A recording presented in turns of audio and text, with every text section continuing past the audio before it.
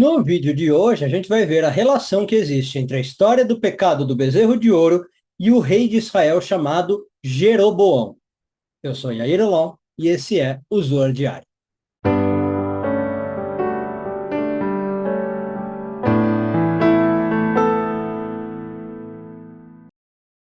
Essa semana continuamos a ler a porção de Kitissá, hoje focando nos parágrafos de 98 a 100 do Zoar, nono ano de leitura.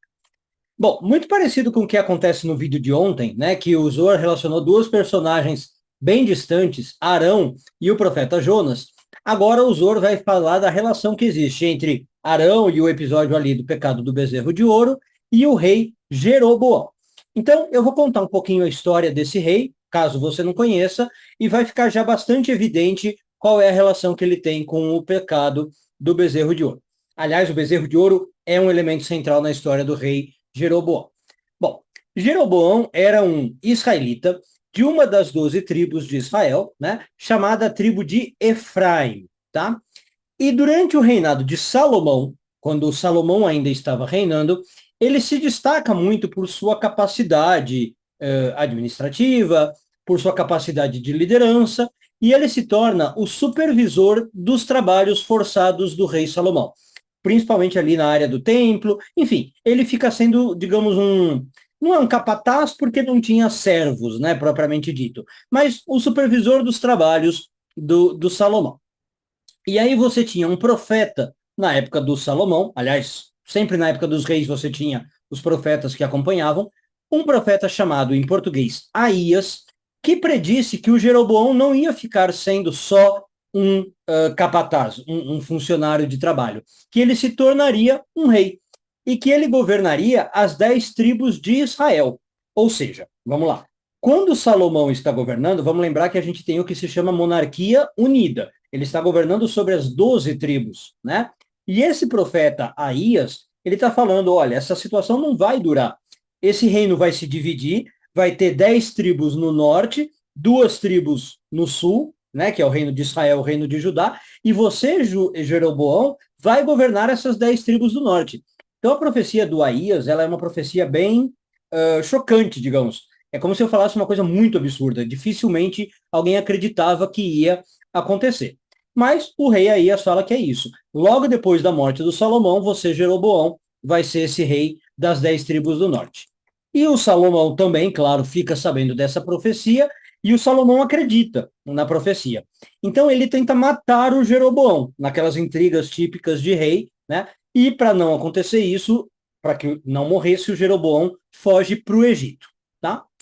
Bom, e aí, dito e feito, conforme a profecia, depois da morte do Salomão, o seu filho, o filho do Salomão, chamado Rehoboam, em português acho que é Rehoboão ou Roboão, né, sucede ao trono, tá? E o Roboão é um rei assim meio desastrado. Ele não tem o carisma que o Salomão tem, ele não tem o domínio, a liderança que o Salomão tem, né? E ele começa a ter uma decadência no império, no reino, né? Então, por exemplo, o Roboão assume o reino e ele começa a impor, desculpe, pesados tributos para o povo, gerando grande insatisfação. E o Jeroboão, lembra que eu comecei a história contando? Pelo contrário, era um cara muito capaz, né, com uma enorme liderança. O povo gostava dele. Então, quando o Salomão morre, o Jeroboão volta do Egito, tá? E ele é super popular frente a esse novo rei, o Roboão, né, filho do Salomão, que ninguém gosta dele. Aliás, é quase que um jogo de palavras, Jeroboão e Roboão, né? Bom, então o Jeroboão volta do Egito e aproveita esse carisma dele, essa ternura quase que tem por ele, e ele lidera uma rebelião, tá? Das 10 tribos do norte, que de fato acontece como o profeta Aías falou, se separam do reino de Judá. Então, o reino de Judá fica com Roboão, o filho do Saul, fica governando 2 tribos, e o Jeroboão fica governando 10 tribos no norte, tá bom? Então, Jeroboão se torna o primeiro rei de Israel, o reino do norte. Tudo bem? Bom, só que aí o Jeroboão, quando ele sobe ao poder, ele fica também com algumas preocupações, meio que normal com todos os reis, né? Às vezes eles ficam meio megalomaníacos quando sobem ao poder. para evitar que o povo voltasse para Jerusalém e ficasse fiel agora a esse novo centro político no norte, voltasse por quê? Vamos lembrar que em Jerusalém, onde ficou Roboão, estava o templo que Salomão construiu, né? Então você tinha o templo de Jerusalém, que era o centro da adoração a Deus, do culto a Deus, o Deus único de Israel, né? O tetragrama, se você quiser pensar assim. Então, o Jeroboão, ele quer que agora o pessoal fique vivendo no Reino do Norte e não vá para Jerusalém ficar cultuando no Templo de Jerusalém, que inclusive pela lei judaica era uma obrigação. Você tinha que ir pelo menos 3 vezes ao ano para o Templo de Jerusalém. Então, o que, que o Jeroboão faz? E agora você vai ver a ligação com o pecado do bezerro de ouro. Ele instala bezerros de ouro em 2 cidades. Uma cidade chamada Betel e uma cidade chamada Dan. E aí ele fala basicamente, olha, a partir de agora, vocês, né, que são aqui meus súditos, não vão mais para o templo cultuar o Deus único. O Deus de vocês são esses 2 bezerros. Então, praticamente voltou ao pecado do bezerro de ouro, né? Essa prática idólatra, obviamente, desagrada a Deus, né? E gera uma apostasia no reino de Israel. Agora, curiosamente, eu não vou aqui entrar em detalhes do que acontece, existem algumas explicações para isso.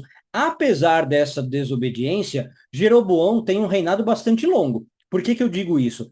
Depois do Jeroboão, você vai ter vários reinos que vão para a idolatria. Aliás, a explicação é que o Jeroboão que começou isso, né? Ele deixou isso mais ou menos como uma marca, como um legado maligno dele. E geralmente, quando isso acontecia com os outros reis, eles logo perdiam o reino. Então, eles vão reinar 3 anos, 4 anos, 2 anos, né? O Jeroboão não. Apesar dessa idolatria que ele instaura, ele vai reinar por 22 anos.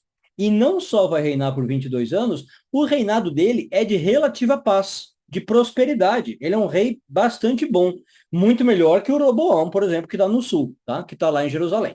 Tá? Mas como eu falei, a idolatria e a apostasia que ele instaura, né, continuam a influenciar todos os reis depois dele no norte, pelo menos no reinado de Israel. Tá? E é o que vai, segundo a história, levar Israel à ruína.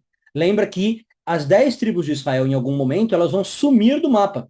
Elas vão entrar para a história como as 10 tribos perdidas.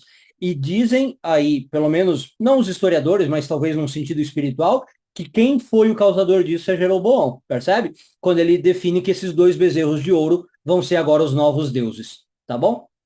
Então vamos lá, vamos fazer agora um resumo, o legado e pegar o significado cabalístico de tudo isso. Jeroboão, então, ele é lembrado como o primeiro rei de Israel, tá? Legal? Só que também como o responsável pela divisão do reino, tá? E pela decadência espiritual pela idolatria instaurada. Nesse sentido, então, a sua figura é extremamente controversa. Ao mesmo tempo que ele é um líder bom, e ninguém pode negar isso, ele é um líder carismático, um líder capaz, um líder competente, em termos espirituais, ele é um desastre. Ele introduz a idolatria e, como eu falei, estabelece isso como um padrão para todos os que vêm depois dele. Né? Parece que com isso ele dá uma carta branca para todos os reis depois dele em Israel. Tá? Então, o reinado do Jeroboão entra como um lembrete das consequências de você ser capaz, ter potencial e jogar esse potencial meio que no lixo, né? De você, por exemplo, desobedecer a Deus, você não ser fiel à sua fé, apesar de ser um bom líder. Tá, agora vamos para o significado cabalístico e o que, que a gente pode aplicar aqui na nossa vida, se já não tivesse, né, lições suficientes. Em termos cabalísticos, o que o Jeroboão fez ele impediu que bênçãos viessem a Israel. Né? Quando ele fala o seguinte, eu não quero que vocês, meus súditos, vão para o templo de Jerusalém cultuar a Deus, e quero que vocês cultuem os bezerros que eu estou colocando, ele está dizendo o seguinte, em vez de cultuar a luz, cultuar o lado correto, eu quero que vocês cultuem o outro lado, que a gente falou no vídeo de ontem, em aramaico chama a Sitra Achra. Ele está falando basicamente, eu quero que vocês se cultuem com o lado negativo, com o lado escuro, né, com o lado que não é luz, o outro lado da força. Então, quando ele fez isso, ele literalmente impediu que agora bênçãos começassem a vir para Israel. As bênçãos, segundo a Cabalá, elas vêm por meio de Jerusalém e de Jerusalém se alastram para toda Israel e para todo mundo. Então o Jeroboão está mexendo neste sistema, percebe? Por isso que ele trouxe a ruína, como eu falei. Em termos ainda mais cabalísticos, esse fluxo de energia que eu falei, a bênção vir para Jerusalém, espalhar para a terra de Israel e para o mundo, significa a bênção vir para Tseir Anpin, tá? Porque isso é Jerusalém, e para a terra de Israel significa Malhut, e depois para o mundo. Então, a energia desce pela árvore da vida, na verdade você poderia falar por Tiferet especificamente, que é o centro de Tseir Anpin, desce para Malhut e se espalha para o mundo. E o Jeroboão, então, rompeu esta conexão entre Tseiranpin e Malhut, ou entre Tiferet e Malhut. Tudo bem? Como Tseiranpin e Malhut são às vezes chamados na Kabbalah de pai e mãe, né, como também o marido e a mulher, o esposo e a esposa, o Zohar vai dizer que, na verdade, o Jeroboão está como se fosse causando um divórcio cósmico, um divórcio universal. Ele está causando uma ruptura de um casamento entre Israel e Deus, por exemplo, entre Israel e os céus, ou entre Jerusalém e os céus. Aliás, entre também a Jerusalém terrestre e a Jerusalém celestial. E aí o Zohar acaba dizendo que a ele, Jeroboão, se aplica um provérbio, que é o provérbio 28, 24, que diz o seguinte, e aí vai ficar muito claro por que o provérbio se aplica a ele. Quem rouba seu pai e mãe e diz, isso não é pecado, é companheiro do destruidor. Ou seja, o Jeroboão é chamado aqui de companheiro do destruidor porque ele está afetando a relação entre o pai e mãe. No sentido literal, né, o provérbio está falando o seguinte, alguém que rouba do seu próprio pai e mãe e acha que isso é normal, está causando caos no mundo. Mas no sentido cabalístico, o pai e mãe é algo energético, algo espiritual. São duas estruturas cósmicas da árvore da vida, Seirampin e Malhut, e que nós temos que ter cuidado para não romper. São duas estruturas responsáveis por trazer bênçãos ao mundo. Então, ainda que nós não sejamos Jeroboão, o Zohar está falando o seguinte, tem atos nós que bloqueiam a vida de bênção, a vinda de bênçãos para o mundo. E se nós estamos fazendo isso, nós seremos, como Jeroboão, chamados de companheiros da destruição. Então, a gente tem que ter cuidado para não interferir nisso. Quando que a gente interfere? Quando a gente, Deus nos livre, como Jeroboão, faz bezerros de ouro e faz com que as pessoas queiram se conectar com o outro lado, ou quando nós mesmos nos conectamos com o outro lado. Quando, por outro lado, nós nos conectamos com Jerusalém, com o Deus verdadeiro, com a luz, aí tudo bem. A gente não está rompendo essa relação Seirampin, Malhut, pai e mãe, e as bênçãos fluem para o mundo. Um bom dia a todos e tudo de bom.